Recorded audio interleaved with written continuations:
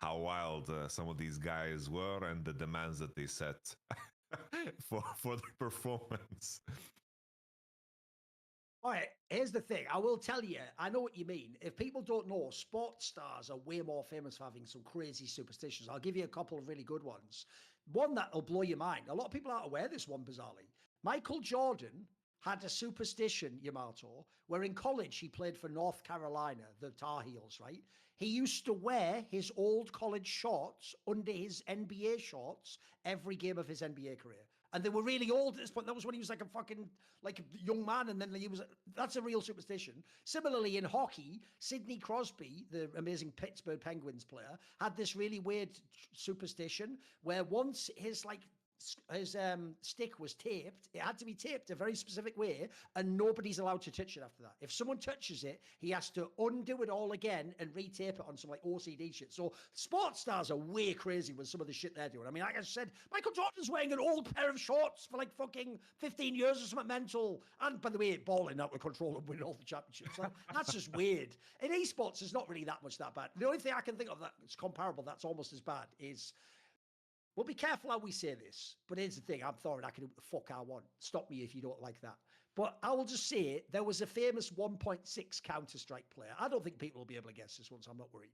Where basically he wasn't just somebody who smoked weed. He actually had that thing where I think it is quite pathetic. He was actually addicted to weed, Yamato, as in he couldn't function without it. And this guy, because he's American, he used to play all the time high when he was at home.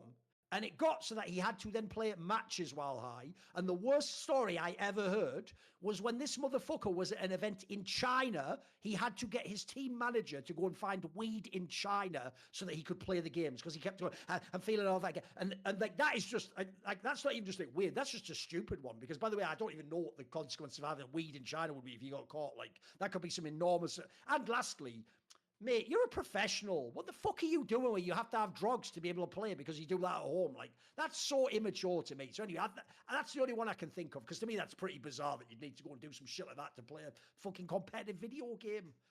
And coincidentally, we had a player in the LEC that had the exact same thing, and he had a stipulation in his contract that allowed him to you do sold so. the story, right, on Sackdown or something, right? Yeah.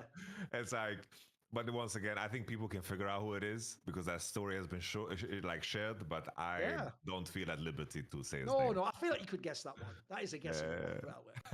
Right, Nixon, this is for me apparently. At what level compared to his prime does Simple have to play to make FaZe a contender again? Because if you don't know, Simple's been out of the game for a while, and he's coming back to stand in now for FaZe Clan, who themselves have fallen off being a top team. I would say, here's the thing, it doesn't have to be anywhere close to his prime. Like, his prime was so high, if he's like 80% of his prime, they'd have a chance. Because crucially in their team, I don't think all their players suck. Like, I think Carrigan's one of the best IGLs ever. You give him a player like